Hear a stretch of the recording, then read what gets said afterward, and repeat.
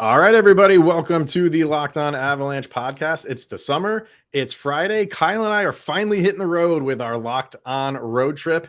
And what better place to start than the team that took away our championship title, and that is the Vegas Golden Knights. Tony Cordasco from Locked On VGK is joining us on this crossover Locked On road trip episode of Locked On Avalanche. Your Locked On Avalanche, your daily podcast on the Colorado Avalanche. Part of the Locked On Podcast Network, your team every day.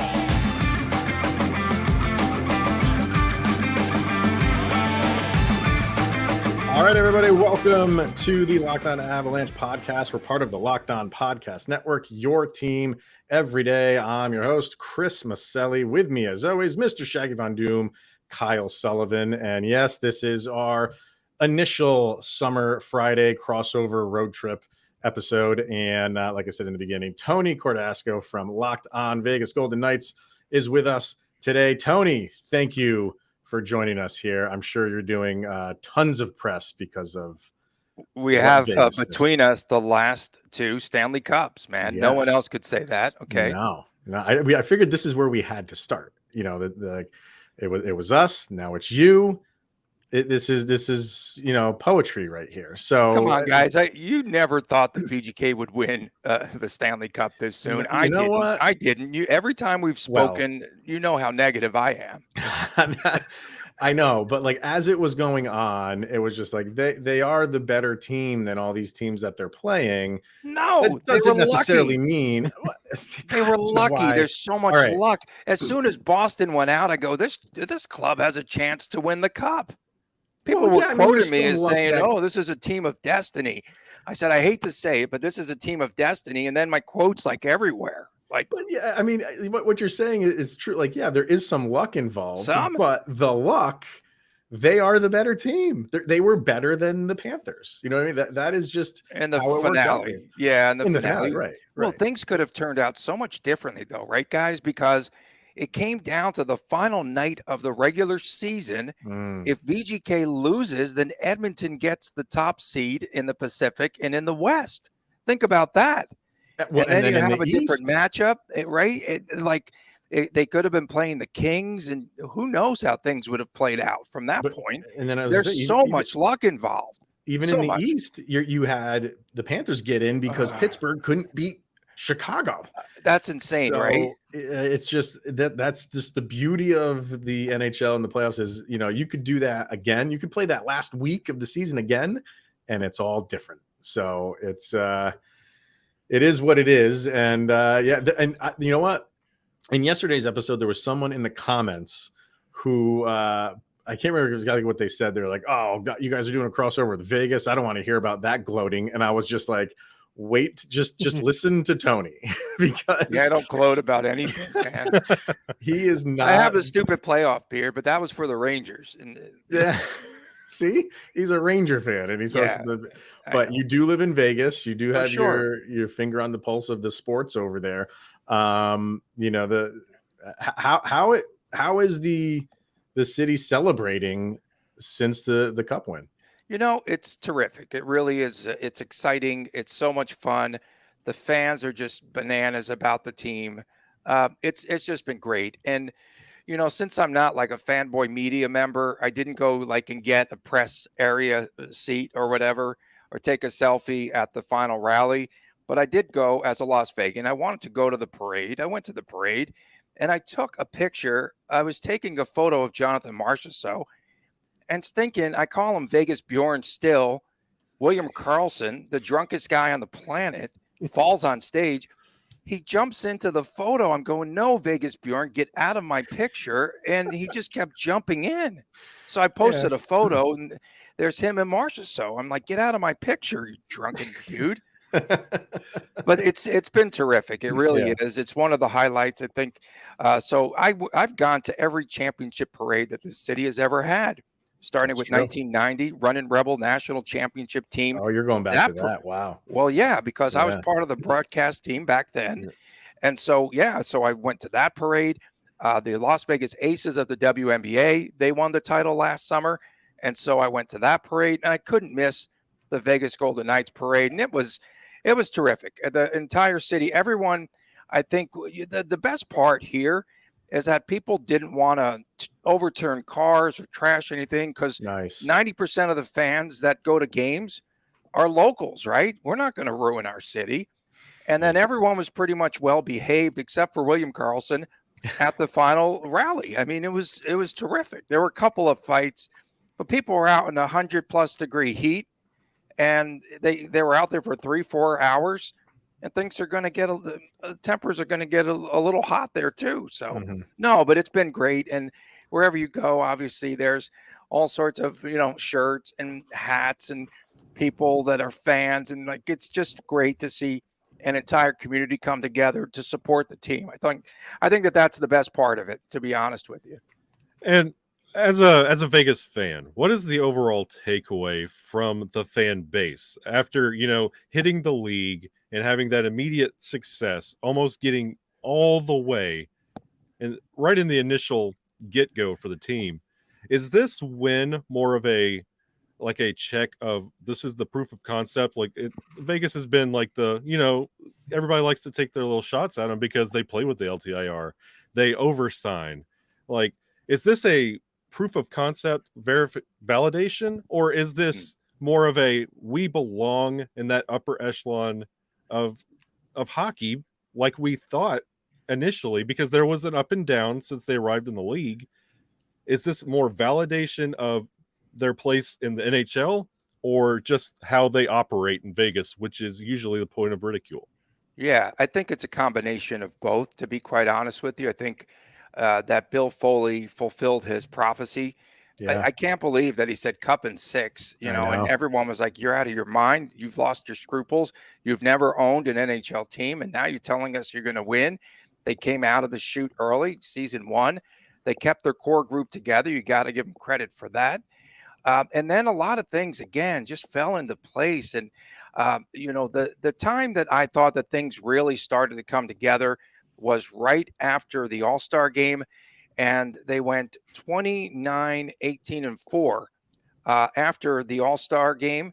And they just started to play much better hockey. They had gone in losing what? I think it was 8 of 10. And they had lost 5 in a row. And they just kind of came back after that with a sort of a purpose. And from that point forward, they started to play for each other. They started to block a lot of shots and forecheck. And I've got to hand it, you know what? I have to give so much credit to Bruce Cassidy. He is the best coach I've seen. Well, here, obviously, but he might be one of the best coaches in the league. And I think that I have to believe that Boston just got tired of him, because he's a pretty intense guy, I guess, behind the bench, and he gets upset about a lot of little things. And but I got to tell you, what he's done for this club and for this community is second to none. I just think he's a great coach, and I don't know, his voice is going to wear down on the team and everyone here at some point, and he'll get fired like the previous two coaches. I mean, we're already looking forward to that. we have a year and a half now more total over under. Yeah, if we can make it through that. But his system is great, and he just got this team. I told you I've told you guys before, right? This was a finesse team. They were so soft. I'm like, there's no way they could win in the playoffs. They're too soft.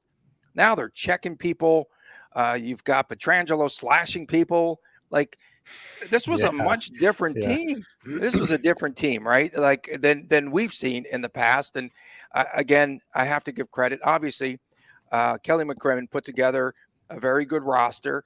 Obviously, as we like to say here in Vegas, they cook the books a lot, right? They cheat a little bit with LTIR and all that. And then, at the end of the day, though, they are Stanley Cup champions, which is really hard to believe. But I think it's a combination of, again, them fulfilling that prophecy. And then also, a team now that I think can stay near the top here in the Stanley Cup finals. They make it back again. They make it to the conference finals just about every year. Like, what a great story. I mean, truly.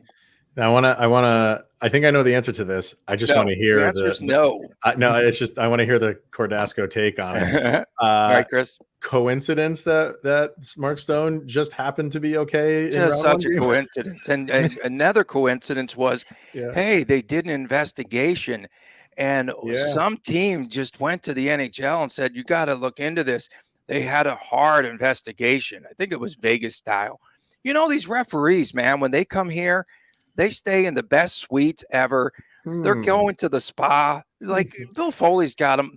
I'm telling you, this whole thing here, it's so rigged. Yeah. It's rigged. They get like front row seats to that sphere that's out there now. Oh my goodness, is that something else? Holy everyone said Lord, that man. was going to be a bust, and that's turned out to be God. amazing. I was going to go down there to the strip the other night, but I was like, I don't want to fight the traffic and the people. But I did have an opportunity to tour, because I'm in the event business, the inside of the sphere a couple of months ago. Really? That is magnificent. It's going to be something else. It really is. I mean, it already is, just from the things that they're putting out there. On my timeline, right on July the 4th, there's some fat people drinking beer. You usually get a lot of the videos are of the fireworks in the city. Yeah. Instead, there were more sphere videos than I have ever seen. Like they overshadowed the stinking fireworks here. Yeah. And William Karlsson falling on stage. That's got to be on the sphere. Put William Karlsson, plaster that right on the sphere. That'd be great. Right. All right. Let's hear from FanDuel, and then we're going to get into how it's been going for Vegas so far in the offseason. But first, FanDuel, and you can take your first swing at betting Major League Baseball on FanDuel, and you can get 10 times your first bet amount in bonus bets up to $200. That's right. Just bet $20 and you'll land $200 in bonus bets, and that's win or lose. $200 you can spend betting on everything from the money line to the over-under to who you think is going to hit the first home run. And Tony, since we started recording, it is now 12-0 Baltimore over the Yankees. Over my Yankees. Thank you, man. Thanks for welcoming to the show. All on it. And you know, one other thing about FanDuel, it's really safe. And of course, you could get your bets returned immediately. Absolutely. Here in Vegas, I still go the old-fashioned way, and I go to the sports book and I bet on a couple of races, but I left my stinking tickets in the car in 110-degree heat, and they're faded, and we can't even get a code off of there. So go to FanDuel. Oh my God. Horrible. Were they good cash? No, they were $2 exact. As it paid like $2.40. That's me. I'll give you my grandfather, who was big into horses, gave me a tip when I was a kid. He said, always bet the white horses. They just always seem to win. Always bet a horse with that is named after God or Jesus in some form. And always watch the horses. And if when they're walking around, if they take a crap, bet that one because he's lighter. And if you get all three of those, bet the mortgage. Money. Okay, there you go. So that's how I do my betting. Sign up today and visit FanDuel.com/lockedon to get up to $200 in bonus bets. That's FanDuel.com/lockedon. FanDuel is the official partner of Major League Baseball. And I want to bring this up quick too, Tony, is over on FanDuel. The odds for next year, they have the Avalanche are favored, right? Favored, which is kind of a little surprising to me. And Vegas is like 6th or 7th or something. I can bring it up real quick, but talk about the hangover, right? After winning the cup, what was it like? Obviously, you had the injury plague season and everything, and Landeskog going down, and a lot of things, that you couldn't foresee. But is there such a thing as that hangover? I think the Vegas fans truly want to understand that, I think, a little bit more. What do you think, Kyle? I honestly think there is a little bit of truth to that, because you are having that you're waiting for, and Vegas is introducing the new tradition of getting the names engraved on the cup before everyone's day with the cup. Why haven't we been doing that forever? It sounds so simple. Why in the world did they do that before? I didn't allowed to do it. On. Yeah, that's crazy. You have those. Everybody has their special day with the cup, but you have 31 other teams that are just as hungry for what you're waiting on. And while you're celebrating, everybody else is getting better. So it's kind of it works both ways. You're you're continuing to celebrate. And Colorado ran into that. It was every day you pulled up social media, your favorite player had their day with the cup, and it was something special. But you're also seeing everybody else training, getting better, putting their teams together and formulating. So it's a little bit of both. And it's something that Vegas needs to look out for. Yes, enjoy that Stanley Cup, but everybody's also getting better. And you can see that going into this offseason. Like Chris mentioned on FanDuel, like the Avs are the favorites right now. And you could see what they've been doing in the offseason before Vegas has even had their day with the cup. Yeah, right. And one of the key ingredients, if I can, that helped VGK to win the cup this past season was that a year ago when they got knocked out of the playoffs, that wasn't the worst thing that could happen because we had everything kind of backed up. The seasons that were extended, you had all the pandemic breaks, you had so many different things happening, the bubble, everything, right? And so they're playing hockey and they don't have time to recover over the summer. And so by falling out, by dropping out and not making the playoffs early, they were able to sort of reset and then come back and work out and get themselves right, for this season. I truly do believe that was a key component to them winning the Stanley Cup, was having that extra time to go back and then, work out more, come together, revitalize yourself. And again, you had a longer window in the summer to take care of yourself and get better. And when the expectation is to go pretty far and you don't even make the playoffs, you're watching those kind of angry. And you kind of just get into that mode earlier. But for the Avalanche, I don't think like the hangover doesn't start right away. Like when the season starts, you're amped up, you're ready to go, you're ready to defend that title. And then as the wear and tear of the season starts to like kind of show up, maybe it just gets in your head like, man, like we remember we don't have to. We won this already. We don't have to win it again. We did this already. That. I mean, but you just like, man, we remember what it was like that grueling season that we had to do. Like, we got to do that again. And sometimes, maybe it gives you a little bit of a hangover. But for Vegas so far this offseason, we've had our draft. We've had, free agency is still open, but the big names are off the board.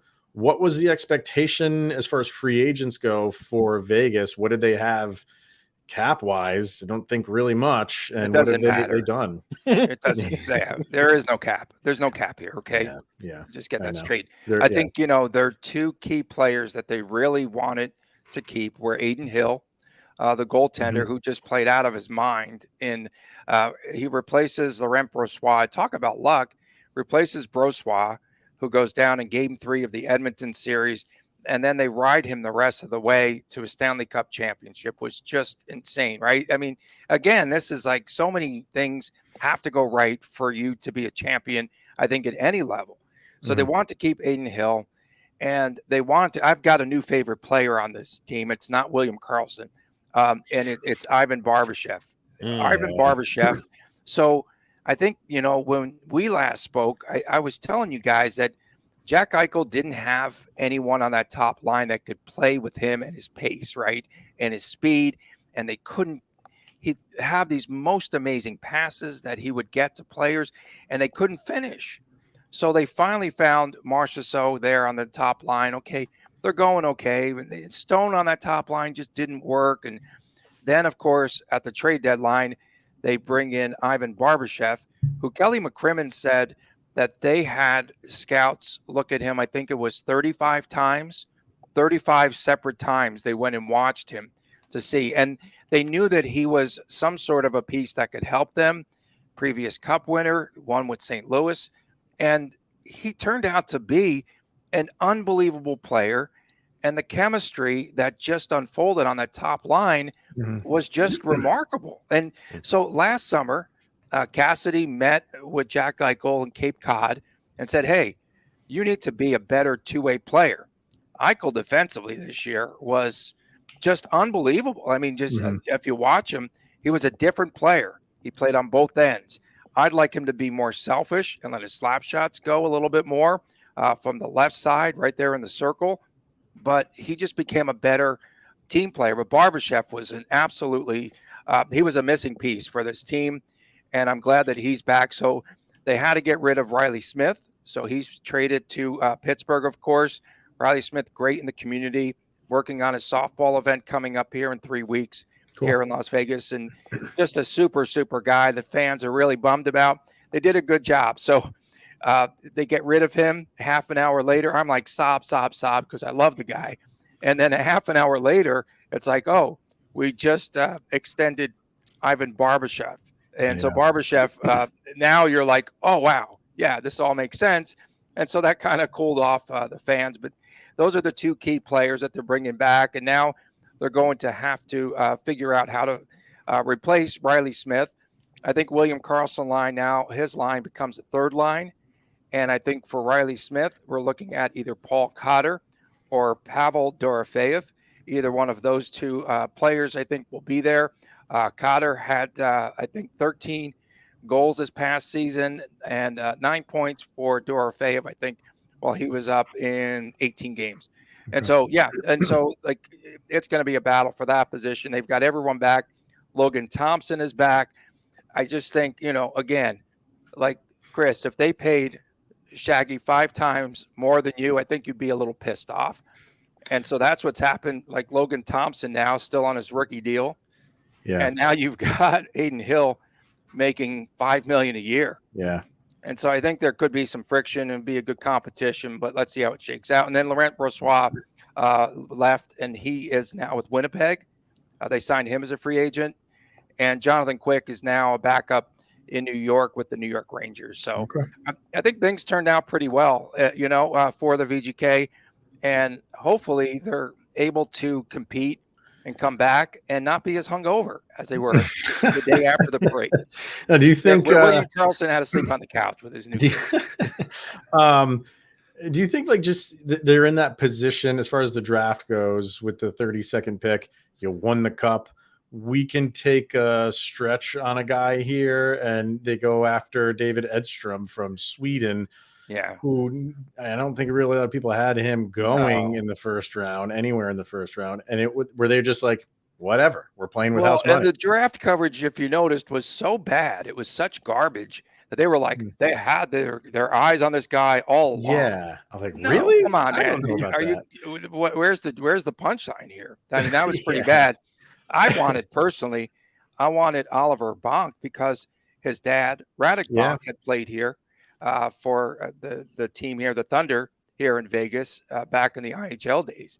And I thought that would have been a cool connection, but he went to Philly, I think, right? Much earlier. I think so, yes. Yeah, he left. Yeah. He was gone. Like he was early.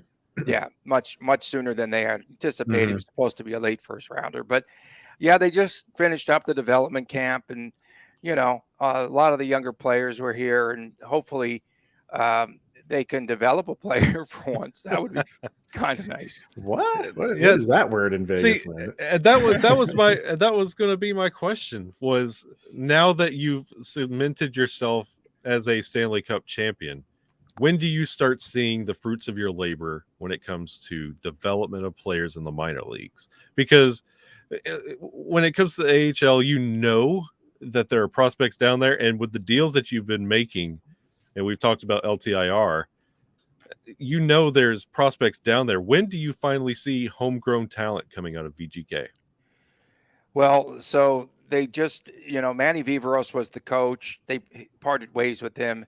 And now Ryan Craig, who was an assistant coach, who I call him like the pit boss's son here in Vegas, because like the pit boss hires his buddies, his friends, his family, like everyone. So Kelly McCrimmon did that with Ryan Craig. And when Bruce Cassidy arrived here, they go, oh, you've got a gift here. You have to take like Ryan Craig and Misha Donskov, two assistant coaches. So Craig gets the AHL job. And so he now is familiar after one season, all kidding aside, with Bruce Cassidy's system. And I think that they really need to work on that system with the AHL team. There was a major disconnect in the past. They weren't running the same types of everything. And so, I think that they really do need to come back now and get it much tighter between the two organizations. And I think Craig is good. And I think he's going to be a good bridge guy. And Cassidy knew nothing about anyone in the AHL. He just it was kind of funny this past season. It's like, yeah, I just asked him like who's playing well. Like, okay, great. That was it. That was it. Wow. Yeah. Wow. So any team that comes off of a Stanley Cup championship, your expectation, unless there's just some catastrophic fire sale, you're going into the next year thinking like, yeah, we could do it again. I'm assuming that is the expectation for Vegas. Yeah, it is, of course. But, and like there's some players getting older. They did play for themselves. I mean, I was just talking on our podcast about all those block shots that this team had, and they did a tremendous job. It's got to have some wear and tear on you, right? And they seem to believe that Yuri Patera is the other guy in the goalie. That's what Cassidy called him, the other guy starting tonight. Didn't know any of those guys. Yuri Patera is like your third string goalie, and then you've got Thompson, and then you have Aiden Hill. And so those three, I don't feel comfortable. I mean, I said this last year. I don't feel comfortable about the goaltending situation. No. And then Hill just comes out of the blue and just starts playing just unbelievably in net. And so to me, I think they say that it's Cassidy's system that works and benefits the goalies, but I still can see a time and a point where the dam breaks, like, where the goalies, like they didn't have to face, they had injuries. We had a goalie carousel this past year, but everyone seemed to step up when they got in net because the defense played much better. I'm more concerned, I think, about the defense and like an Alec Martinez getting older. Pietrangelo, sometimes it's hit and miss, and it makes some bonehead plays and hits the puck over the glass for delayed games when he shouldn't, like a veteran. Yeah. Where are we? What was the question again? Just what the expectation is, but the expectation is to win here, and I'm so curious about this upcoming season. Yeah, but and then the schedule was rigged this past year. It was rigged. Yeah, explain that, because I love like your social media, because like it's almost like the fans and you have like this like fun back and forth, but I think there's some that maybe like don't like you because they hate me. You talk about. I never thought I'd be the polarizing guy. Okay. Yeah. So but I remember. What is this rig thing that you were talking about? Okay, so I remember when the Avalanche had 3 consecutive back-to-backs, and Bednar was so upset about that. Yeah. The VGK had 8 back-to-backs, and I'll never forget Alec Martinez complaining where they came out of the All-Star break. Oh, this is such a tough back-to-back. They played stinking the LA Kings and then slept in a bed in Anaheim an hour and a half later, right? And they don't have to travel, get on a plane, and that's their tough back-to-back. That one just broke my heart. And then they would play a lot of these teams. I'm telling you, go back and look at the schedule. They would play teams that were coming in on a back-to-back, but they would play the second leg. So let's say, for instance, Colorado played the night there in Denver the night before. And then they had to come to Vegas to play the back end. No, I want to see these teams start on the front end. They should play their back-to-backs, play Vegas first, and then they started to route teams through Arizona. I mean, they don't even have an arena, and then it was ridiculous. So teams would come from Arizona to here, and for their back-to-backs, and then a ton of teams played 3 games in 4 nights. If you go back and look at the schedule, I'm telling you, they wanted Vegas to win. I said this from the outset of last season. I'm not just making up stuff. Hey, there's a lot Devils of people. Got 16 stinking back-to-backs this season. The Stanley Cup champions have 11. There's something wrong with this picture. Oh, we were out in the West by ourselves. Shut up. It's like there is a lot of hockey fans who are saying like he's making a lot of sense right now because everybody feels like this is Bettman's team and he wanted this to happen. He wanted this to happen. There's no doubt. There's absolutely no doubt. I would go and check on his futures bet. Oh man, I love it. I real quick just kind of like wrap things up. Like you mentioned the goalie situation. That was the big sticking point for the Golden Knights going into the season. And now they give Hill this pretty nice contract. But is it not enough of a sample size to really know if he can continue that? Like, great question. You see this in sports all the time. A guy plays well for half a year and they give him $100 million. And Jordan Binnington. To that. Jordan Bennington, right? Exactly, and that is a great concern. And he played the Golden Knights within a year's time. Were the third team for Aiden Hill. Can you say journeyman? He goes from Arizona to San Jose to here, and then he finally plays well. I know that he was in the doghouse for a while with Cassidy. Some of our insiders had spoken to him, and he was in the doghouse for some reason. Cassidy just did not like him early on. Right. And at times he would just say the goalie needed to make one more save tonight. He wouldn't even mention it by name. Oh my God. So he probably didn't know his name, right? Yeah, he might not have known his name. He's no Yeri Patera, the other guy. So now on the podcast, I've got Chris Golick and I'm the other guy. You're the other guy. Yeah, that's how we're working it out. But between those two goalies, Chris and I were talking on our Locked On Vegas Golden Knights podcast, by the way. We were just talking about the total number of starts needs to total like 60, 65 for those two goalies this upcoming season. And that's a heavy workload for it's two unknowns. They haven't gotten that far, play that many games for any team. So it's going to be interesting. I mean, if they could get 30 plus starts apiece, then maybe Patera, the other guy, comes in. I don't know. We still think that they need a proven NHL goalie as their third stringer. And I'm just, again, I was unsure about it last season. Oh, yeah, by the way, who's that Robin Lehner guy? We don't know what they're going to do with him. Put him on LTIR, send him back to the snake farm. I don't know what they're going to do. Wow. Well, it's I mean, the questions remain for so many teams, and Vegas is not immune to them. Obviously, they won a cup, but yeah, there's still some questions going into next year. Obviously, they're gonna have a good team. I think we can all agree on that. They're gonna have a good team, and they'll be obviously competitive, but it'll be fun. So, Tony, appreciate you doing this. We love having you on. I hope you enjoyed my positivity today. I love it. I absolutely love it. Because our everydayers know that I'm not too fond of how Vegas does business. Nothing against the players, just the front office. I just feel like it's a little bit shady. It's a little shady. I love how you host the Daily Show and you kind of I call it down the middle. Way. Yeah, I call it as I see it. And George McPhee's calling himself a made man, and what? Oh man. He's watching too many mob movies. He's seen Casino about 20 times too many. However, I still want one of those gold figurines that you were telling me about. Those things are garbage. Bruce Cassidy arrives in Vegas. They go, "Hey, we're giving away one of your gold busts." Yeah. He's like, "What? What are you talking about?" It didn't even look like him either. They got him at some flea market. I don't know. Oh man, that's so. Hey, how many? Do you know how many? I got a quick question for you guys before we depart. Of course. Yeah.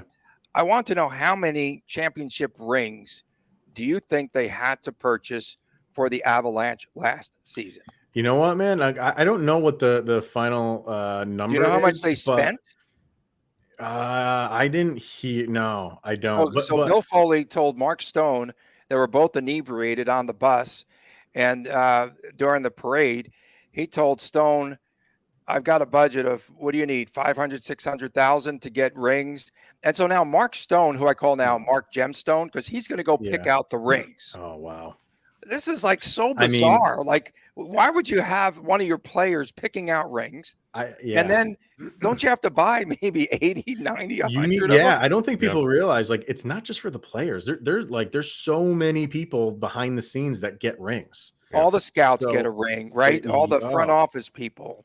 Everybody in the office gets some. Like the social media manager gets one. Like there's so many people within the and they're going to be $5,000 rings. That's not like a championship. They're going to be way more than that. They're going to be way more than that. They're spending millions of dollars on rings total. Correct. Millions. Yes. He acted like, oh yeah, I told him I'll give him 500, 600,000 per ring. Great. See how far that goes. Yeah, exactly. Exactly. But I do like those reveals. I am interested to see what Vegas comes up with. I'm sure. Oh boy, are we looking forward to this one? If Mark Stone's designing it, he's never designed a ring in his life. This is going to be brilliant. It will be glitzy for sure. So, all right, Tony. I would get like one of those. I would make it like in the same kind of formation as the sphere. That would be my championship ring. There you go. Like a mood ring, sort of thing. Well, that's about all you can buy. That's about all you can buy. Wow. for that budget. Yeah, You have a lot 500,000. to work with in Vegas. You know what I mean? In terms of what you can incorporate into that thing. Like, that's going to be special. I think it's going to be a nice one. Let's hope. Let's hope. Where can people find you, Mr. Cordasco, if they want to follow Right you on here social? at home. Oh, at Locked On VGK, of course, on Twitter. Yep. I am at Tony Dasco, at TD Chris G. Chris Golick is my co-host, who is a season ticket holder. And at times I get him to come over to the dark side with me.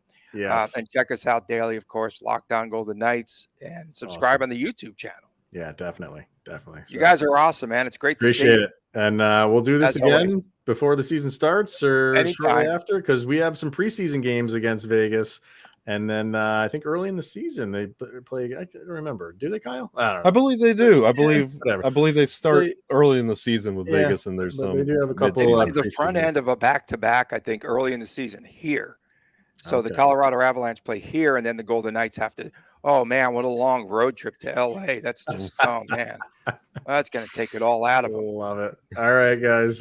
Thank you for so tuning rigged. in. It's like this show that you guys have going on. It's rigged. It's totally absolutely rigged. Totally rigged. Thanks for tuning in, making it your first listen of the day. That is always appreciated. For Mr. Shaggy Von Doom and Mr. Tony Cordasco of Locked On VGK, I'm Chris Maselli. And thanks for tuning in. Enjoy the weekend, and we'll see you guys next week.